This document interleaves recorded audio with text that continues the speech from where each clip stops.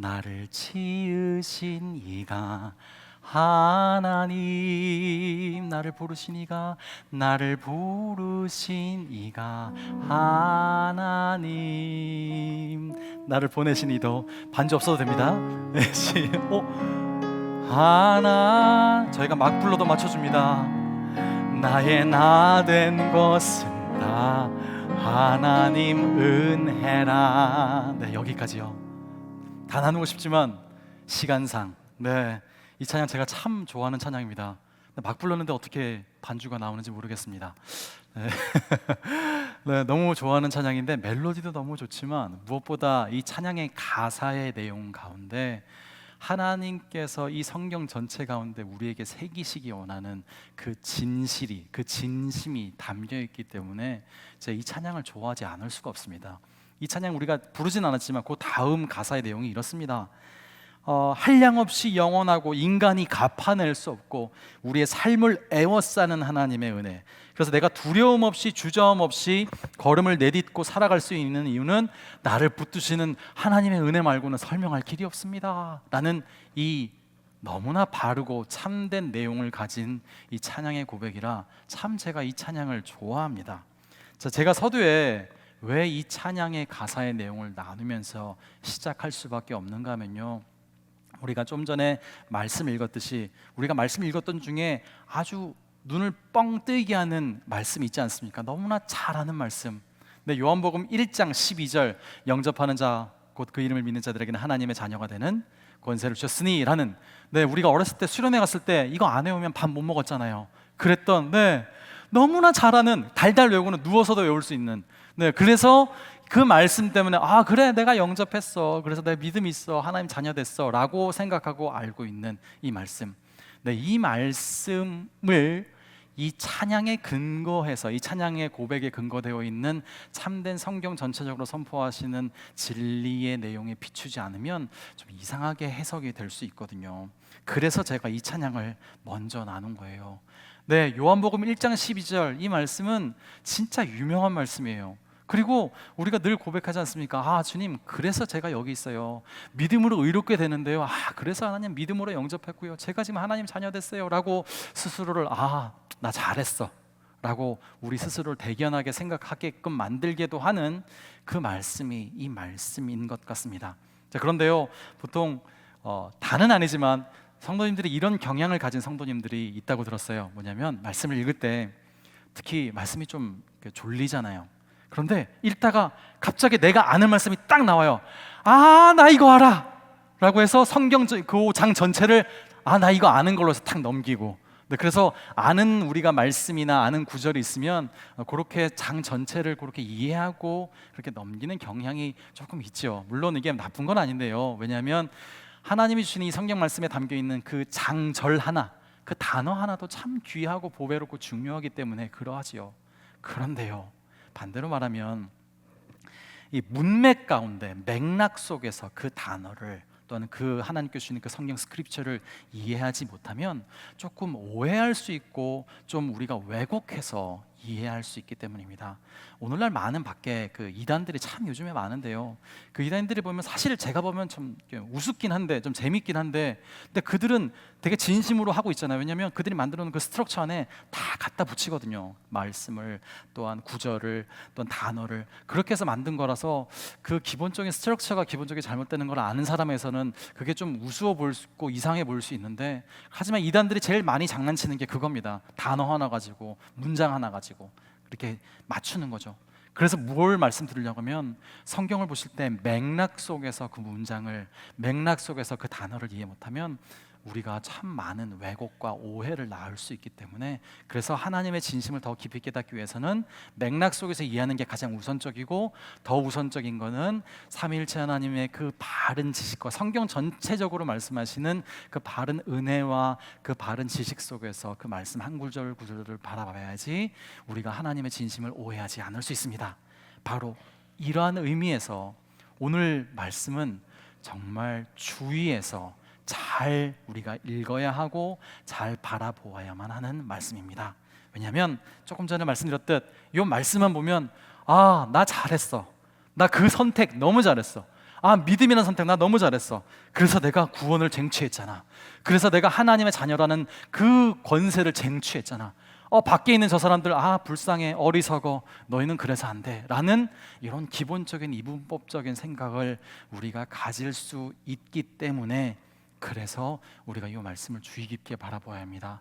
하지만 그 믿음이라는 것, 그리고 우리가 주님을 영접했다는 것, 그리고 영접하지 못하는 사람들이 있다는 것, 그것이 그냥 단순하게 인간의 의지의 문제가 아니기 때문입니다. 자, 그래서 오늘 말씀에 들어가기를 소망하는데요, 오늘 우리가 핵심 말씀인 요한복음 1장 12절이 가운데 있는데요, 그 전에 우리가 읽었던 요한복음 1장 9절부터 11절 말씀을 다시 한번 스크린 보시면서 함께 읽도록 하겠습니다. 다 같이 읽겠습니다. 참 빛 곧 세상에 와서 각 사람에게 비추는 빛이 있었나니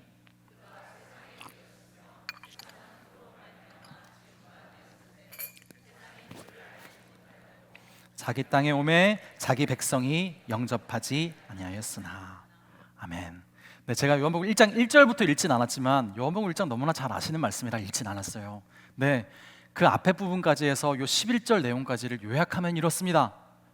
성부 하나님과 동일한 권능과 권세와 지혜, 그 영원한 것을 가지신, 동일하게 가진 성자 하나님께서 말씀으로 이 땅에 오셨죠. 그래서 그분이 오늘 우리가 읽은 말씀 중에는 참 빛으로서 이 세상에 오셨다 하십니다. 그러나 이 세상은 그를 알지 못했다고 하죠. 3년 동안 예수님과 동행했던 그 제자들조차 그 십자가의 그 죽음의 위기 앞에서 부인하고 저주하고 도망갔었으니 어떤 세상이 예수님을 알아보았겠다라고 하겠습니까? 누가 알아보지도 못한 예수님을 영접이나 했겠었습니까? 네, 그러니 세상은 영접하는 것이 아니라 오히려 반대하고 조롱까지 하면서 십자가에 못 박여 죽여버렸죠. 네, 그게 세상이었습니다. 자, 요 내용만 또 따로 읽으면 또 이렇게 생각할 수 있습니다. 아, 그래, 세상 니네는 그래서 안 돼. 나는 다른데 니네가 그런 세상이 잘못 선택한 것 때문에 너희는 그래서 저주받은 거야. 그래서 너희는 어쩔 수가 없어. 하지만 나는 영접이라는 선택을 한 난 참 잘했어 라고 또한 요 내용을 보며 이렇게 생각하긴 쉽습니다. 그래서 이분법적으로 나는 좋아, 넌 틀렸어 라고 생각하는 경향을 기본적으로 많은 성도님들이 가질 수도 있습니다.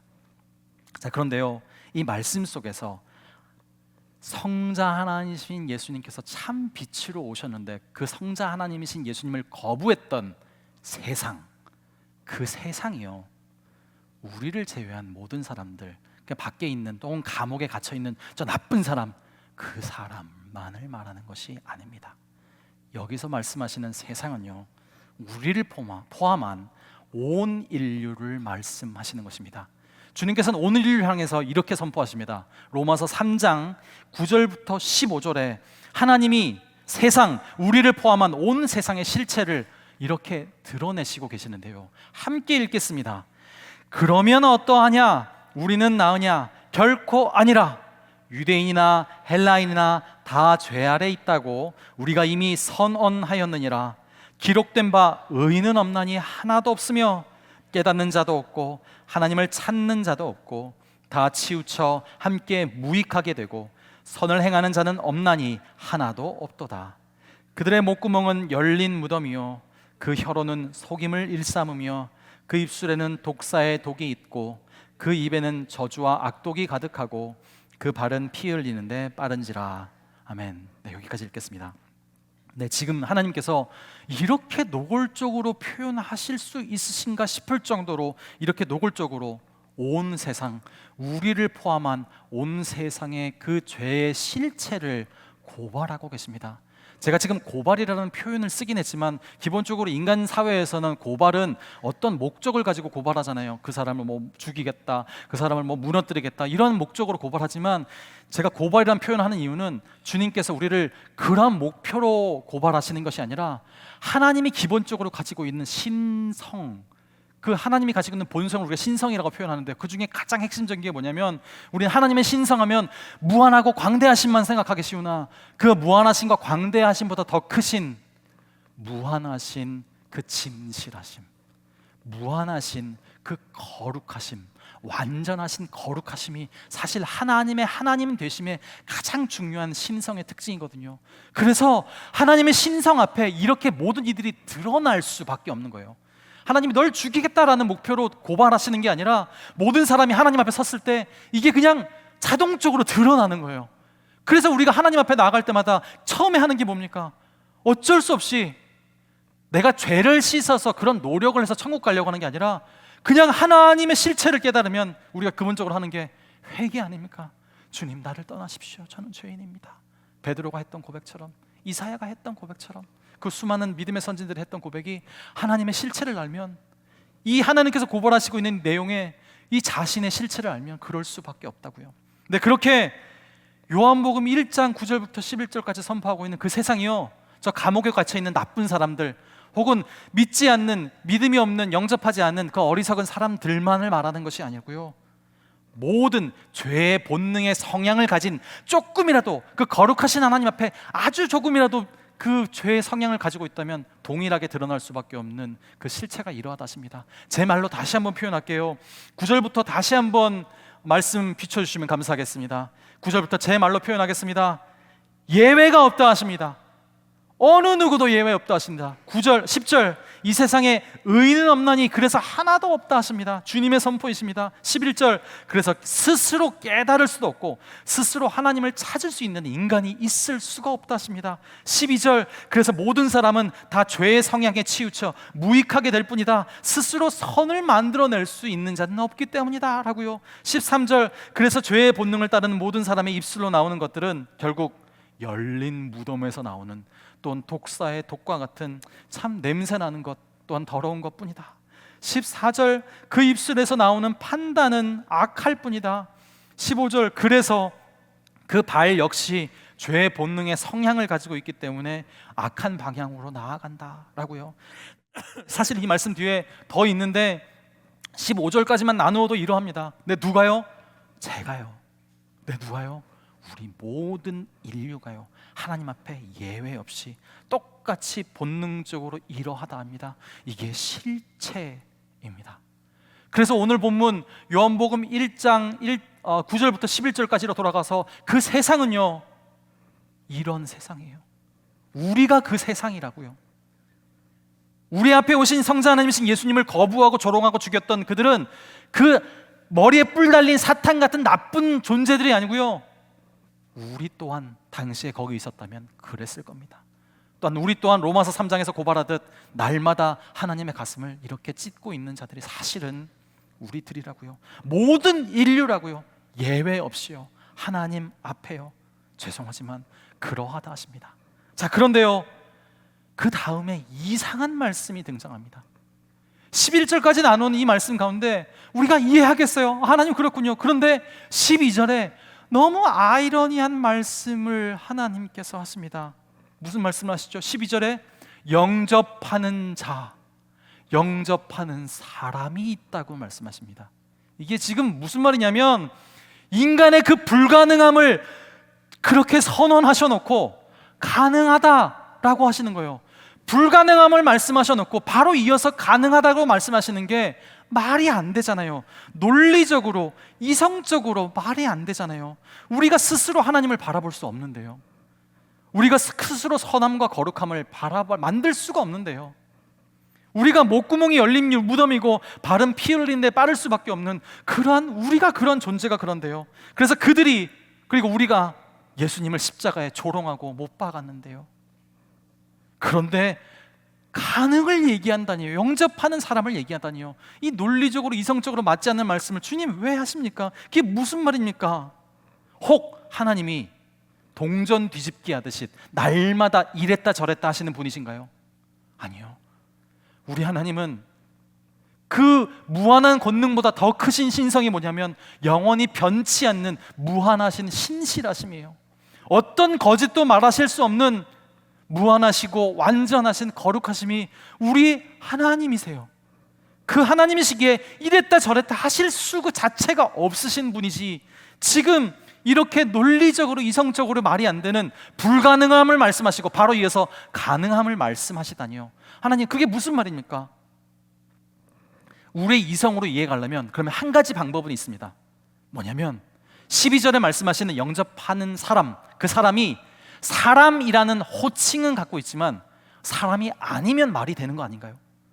모든 사람은 그럴 수 없지만 사람이라는 호칭을 가지고 있는 영접하는 사람이 사람의 존재가 아닌 아주 특별한 존재라면, 아주 대단한 존재라면, 매우 스페셜한 존재라면, 사람이 아닌 존재가 그 스페셜한 존재라면 가능할 수 있겠죠. 그래서 그가 그 하나님을 영접할 수 있는 그 권세를, 그 믿음을 가질 수 있는 다른 존재라면 말이 됩니다. 자, 그러면 이 문제를 홀드한 채로 그러면 대체 그 사람이 어떤 사람인지, 대체 그 사람의 실체가 뭔지 12절 말씀 같이 읽겠습니다. 함께 읽겠습니다. 영접하는 자, 곧 그 이름을 믿는 자들에게는 하나님의 자녀가 되는 권세를 주셨으니. 네, 분명 사람이어서는 안 되는, 사람 같지 않은 특별한 존재, 그 사람은 첫 번째 특징은 영접을 할 수 있다고 합니다. 그리고 그 영접할 수 있는 아주 특별한 존재들은 믿음을 가지고 있다고 합니다. 그리고 그 특별한 존재들은 하나님의 자녀의 권세를 가지고 있답니다. 와, 놀랍습니다. 누군지 모르겠지만 그 정말 특별한 존재가 가지고 있는 그 믿음이, 그 영접할 수 있는, 그 선택할 수 있는 권세가 하나님의 자녀라는 그 권세를 가진 그들이 참 놀랍습니다. 그리고 그들이 가진 가장 중요한 특징이 믿음이라 하십니다. 이 말씀 12절까지만 나누니 우리에게 더 큰 의문이 듭니다. 왜냐하면 그 의문의 중심에는 지금 우리가 있습니다. 분명히 내가 아는데요, 저는 죄인이거든요. 완벽한 죄인이거든요. 날마다 십자가 앞에 나를 못 박지 않고서는 하나님을 쳐다볼 수도 없는 그런 죄인이거든요. 근데 그러한 제가 또한 지금 여러분이 영접하셨잖아요. 그 여러분이 믿음을 가지고 계시잖아요. 그런 여러분이 하나님의 자녀라는 권세를 가지고 계시죠. 불가능한데 가능함이 지금 우리 안에서 그 실체가 일어나고 있잖아요. 그 아이러니가, 그 이성적으로 논리적으로 말이 안 되는 일이 지금 우리 안에 일어나고 있다는 말입니다. 그래서 우리는 의문을 가질 수밖에 없습니다. 아니, 이게 어떻게 가능하단 말입니까? 그 신실하신 완전하신 하나님께서, 하나님 어찌 이것이 가능할 수 있단 말입니까? 바로 이 의문을 13절의 하나님의 선포로 우리는 비로소 이해할 수 있습니다. 이것이 바로 오늘 말씀의 결론이기도 합니다. 하나님의 진심이십니다. 13절 말씀 다 같이 읽겠습니다. 이는 혈통으로나 육정으로나 뜻으로 나지 아니하고 오직 하나님께로부터 난 자들이니라. 아멘. 이는, 즉 이들은, 영접할 수 있는 이들은, 믿음을 가진 이들은, 하나님의 자녀라는 권세를 가진 이들은 혈통으로나 육정으로, 즉 사람의 그 관계 속에서, 사람의 계획 속에서, 사람의 여러 가지 우연히라고 표현하는, 세상에서 표현하는 그렇게 날 수 있는 존재가 아니라 오직 하나님께로부터 난 자들이다 라는 주님의 땅땅땅 선포이십니다. 이 세상 누가 뭐라 하든 우리의 존재의 실체를 결정하실 수 있는 하나님께서 탕탕탕 이렇게 선포하신 것입니다. 그 불가능한데 가능함을 이루어내신 하나님께서 땅땅땅 이렇게 선언하신 것입니다. 우리가 누구의 딸이기 때문에, 누구의 아들이기 때문에, 우리가 착해서, 우리가 원래 좀 괜찮은 사람이라서, 우리가 이 정도 배웠기 때문에, 우리가 이 정도 잘 사니까, 우리가 이 정도 칭찬받으니까가 아니, 오직 하나님의 계획하심과 그 세포 하나하나에 생명력을 부어 넣으실 수 있는 유일하신 하나님의 그 권세와 하나님의 그 주권 안에서 오직 하나님의 은혜로 살아온 자들, 네, 그 자들이 주님을 영접할 수 있고, 그 특별한 존재가 믿음을 가질 수 있고, 그 특별한 존재가 하나님의 자녀라는 권세를 얻을 수 있습니다. 네, 바로 여러분이에요. 이 사실을 그래서 우리 인생 가운데 적용하면 첫째로 이러합니다. 오늘 말씀 12절의 그 영접에 대해서, 하나님 제가 영접해줬죠? 제가 믿음해줬죠? 알아서 복 주세요. 하나님 저 종교생활 되게 잘했어요. 주일날 진짜 쉬고 싶은데 나오고 있어요. 이 정도 해줬으면 하나님이 알아서 복 채우세요. 그건 하나님 일이에요. 감히 하나님께 이런 딜을 할 수 있는 사람, 이런 교만한 생각을 조금이라도 가질 수 있는 사람은 없다는 것입니다. 모든 시작과 과정과 결과까지 하나님이 우리 안에 이루어내신 것이기에 감히 어떤 누구도, 어느 누구도 이런 생각을 가질 수가 없죠. 그래서 둘째로 적용하자면, 우리가 구원 문제에 대해서 내가 영접, 나 잘했어, 나 영접 너무 잘했어, 나 믿음 선택 잘했어, 그래서 내가 구원받았고 그래서 내가 복 받는 거야. 아닌 자들, 그래 너는 그래서 안 돼, 너는 그래서 그 모양이야 라고 타인들을 향해서 감히 우리가 손가락질을 할 수가 없는 것입니다. 판단이라는 생각을 자체를 할 수가 없는 것입니다. 왜냐하면 우리가 한 게 아니잖아요.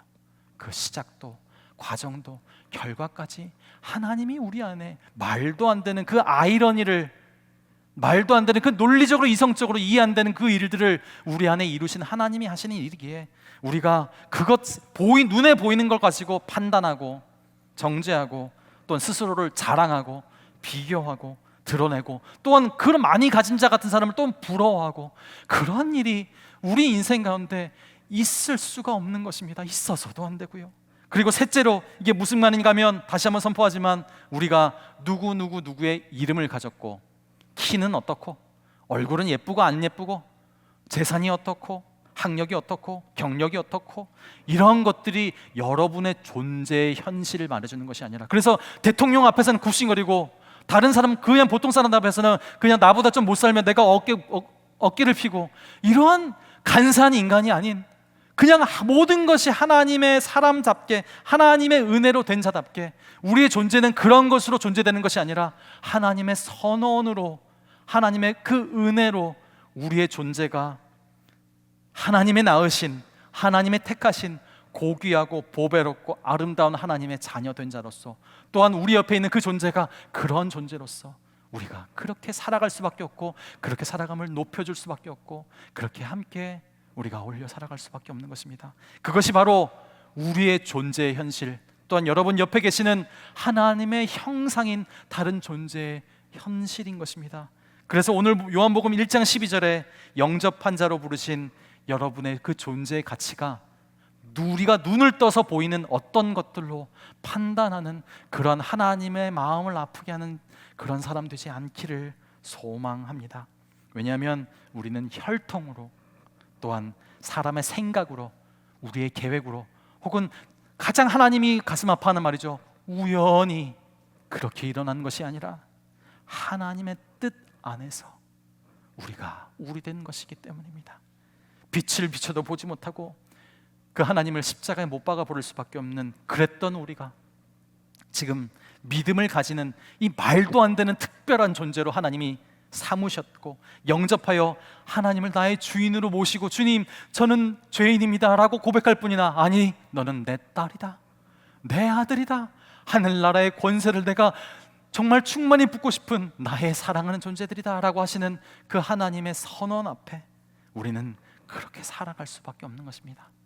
그래서 넷째로 적용하자면, 나는 지금 믿음을 가지고 하나님의 은혜로 이 복된 자리에 있으나 그러지 못한 내 남편이, 내 아내가, 내 자녀들이 그 믿음이 없는 것에 대해서, 영접을 못하는 것에 대해서 답답해하고 화를 내고 내가 판단할 일이 아니라는 것입니다. 아직 우리에게 먼저 임했던 그 놀라운 놀라운 그 기적이 그들에게 아직 임하지 못했던 것일 뿐, 분명히 하나님의 섭리하심 가운데 그들을 나의 남편으로, 내 아내로, 내 자녀로 하나님께서 허락하셨다면, 분명히 하나님께서 여러분을 통해서 하나님의 일을 드러내시기 위해서 그렇게 하는 과정일 것입니다. 그러므로 너무 조급해하지 마십시오. 여러분의 큰 잘못이 아닙니다. 천지가 개벽해도 불가능한 그 믿음이라는 것, 그 영접이라는 것을 먼저 된 자로서 하나님께서 우리에게 심으셨던 것일 뿐이죠. 그래서 우리는 더욱더 그렇게 먼저 된 자로서 감사함으로 살아내고, 그리스도인의 덕과 그리스도인으로서의 아름다움과 섬김과 헌신으로 그렇게 다가가 주십시오. 그리고 그들을 위해 끊임없이 기도해 주십시오. 하나님께서 분명히 하나님의 때에 하나님의 방법대로 분명히 여러분을 통해서 일하시고 이루게 하실 것입니다. 그러므로 너무 조급해 마시고 자책하지 마시고, 또한 나 같은 죄인 살리신 하나님께서 저들도 살리실 것이라는 하나님의 큰 뜻 안에서 매 순간 하나님의 사람답게 살아내시기를 소망합니다. 말씀을 정리하겠습니다. 그러한 여러분을 쳐다보고 싶습니다. 그러한 하나님께서 삼으신 이 세상의 이성으로 논리적으로 이해할 수 없는 그 특별한 존재로 삼으신 여러분들을 하나님이 어떤 눈으로 바라보시는지 알고 싶어서 여러분들을 지금 바라보고 싶습니다. 여러분이 혹 지금까지 여러분 실체가 내가 가진 난 저 자신만한 작은 믿음일 뿐인데 라고 하대했던 그 작은 믿음이 얼마나 엄청난 일인가, 얼마나 성령님께서 나와 동행하시고 천지가 개벽해도 불가능한 일을 내 안에 이루어내시고 있는 오늘 하루인가를 모르셨다고 해도 그 가치는 떨어지지 않습니다. 그 가치를 매기시는 분은 하나님이시기 때문입니다. 그러기에 그 가치를 소유하고 있는 여러분의 존재는 하나님만이 선언하실 거 있고 하나님만이 그 가치를 매기실 수 있으십니다. 그리고 하나님은 여러분 앞에 선포하십니다. 너는 나의, 그럼에도 불구하고 너는 나의 사랑하는 딸이다, 너는 나의 사랑하는 아들이다 선포하십니다. 바로 여러분의 안에 있는 그 작은 겨자씨만한 믿음이 그 기적의 산물이며 성령님이 오늘도 동행하심에 놀라운 증거입니다. 여러분의 믿음을 눈을 뜨시기 바랍니다. 여러분은 어떤 것으로도 불가능한, 인간으로서는 불가능한 하나님의 기적적으로 만들어내신 여러분 한 사람 한 사람이 여러분이기 때문입니다. 그러므로 이제 여러분에게 남겨진 숙제가 있습니다. 내가 지금 예수를 믿는다는 것이 얼마나 기적적인 일인가, 말도 안 되는 무서운 사실인가, 얼마나 대단한 축복이며 자랑거리인가, 얼마나 큰 자랑인가를 날마다 확인하고 감사하는 숙제가 여러분 인생에 남겨져 있습니다. 그렇게 삽시다. 여러분은 그런 존재들입니다. 그런 놀라운 하나님께서 그 반열에 높이신 그런 존재들입니다. 누가 뭐라든 간에, 내 스스로가 또한 뭐라든 간에, 아니요, 우리 스스로도 우리를 판단할 수 없습니다. 하나님만이 판단할 수 있습니다. 또한 잊지 말 것은 하나님께서 여러분에게 부으신 그 천지가 개벽할 그 믿음, 그 영접이라는 그 사실이 하나님께서 여러분에게 부으실 그 은혜와 축복의 시작점일 뿐이라는 것 또한 잊지 마십시오. 그 시작점을 시작으로 하나님께서는 놀라운 것들을 이루어내실 것입니다. 그리고 엄청난 것을 여러분께 귀결시키실 건데 하나님께서 그거를 하나님의 영광이라고 표현합니다. 그걸 어떤 언어로도 표현할 수 없어서 그냥 하나님께서 우리에게 부으실 영광이라고 표현하십니다. 요한복음 17장에 예수님께서 선포하셨습니다. 그렇습니다. 인간의 어떤 이성으로도 언어로도 표현할 수 없는 그 놀라운 복을 여러분에게 부으셨던 그 믿음을 시작으로, 영접을 시작으로 부으시고 계시고 반드시 여러분께서 그걸 마지막 날에 목격할 겁니다. 여러분은 그런 존재들입니다.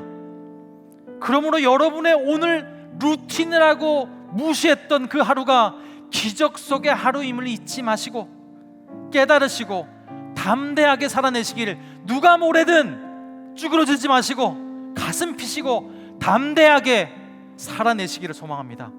그렇습니다. 그런 축복이 이미 여러분에게 임했고 우리가 해야 할 이제 마지막 하나는 그것을 누리고 가꾸어 가면 됩니다. 그런 기적적인 삶을 가는 자답게 그 감격이 그러한 여러분 인생 가운데 숙제로, 그 복된 숙제 가운데 넘치기를 소망합니다.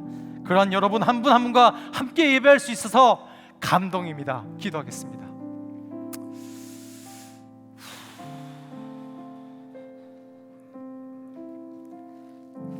하나님 찬양합니다. 하나님 그토록 하나님 사랑하시는 자들과 하나님 예배할 수 있게 해서 한 교회 되게 해주셔서 하나님 감사합니다. 그리고 하나님 이 시간 하나님의 그 마음을, 그 뜻을, 그 선언을 부으시옵소서. 우리가 가진 그 작은 하나라고 치부했던 그 믿음이, 그 작은 의지가 인간이 만들어낼 수 없는 얼마나 기적적이며 놀라운 것임을 우리 한 사람 한 사람이 알게 하시옵소서. 깨닫게 하시옵소서. 그래 담대히 살아가게 하시옵소서. 그렇게 하나님의 이름을 노래를 부르며 그리스도를 주라 고백하는 이 사실을 자랑하는 참된 복된 한 사람 한 사람 되게 하시옵소서. 그렇게 우리 인생을 누리며 살아가는 우리 한 사람 한 사람 되게 하시옵소서. 축복하시옵소서. 예수님 이름으로 기도드렸습니다. 아멘. 다 같이 일어나셔서 찬양하시겠습니다.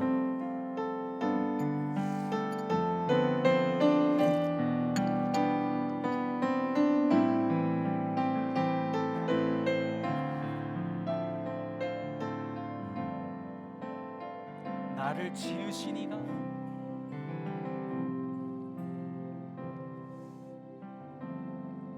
나를 지으시니가 하나님 나를 부르시니가 나를 부르시니가 하나님 나를 보내신 이도 나를 보내신 이도 하나님 나의 나 된 것은 나의 나 된 것은 다 하나님 은혜라.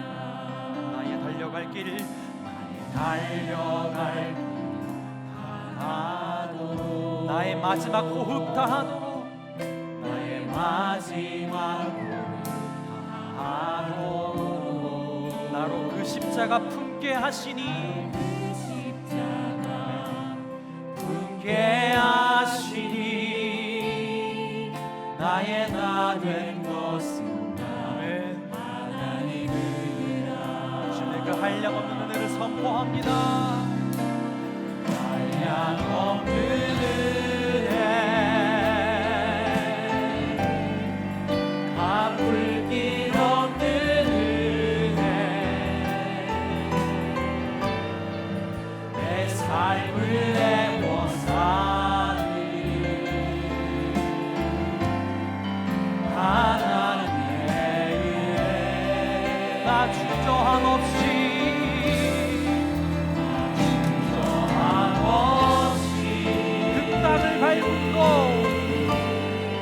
그 땅을 밟고 나를 붙드시는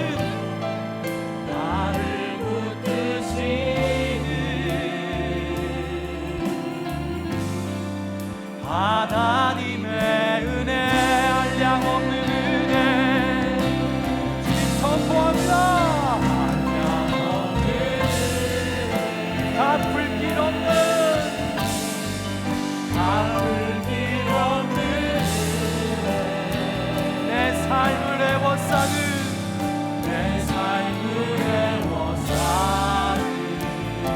하나님의 은혜임을 선포합니다.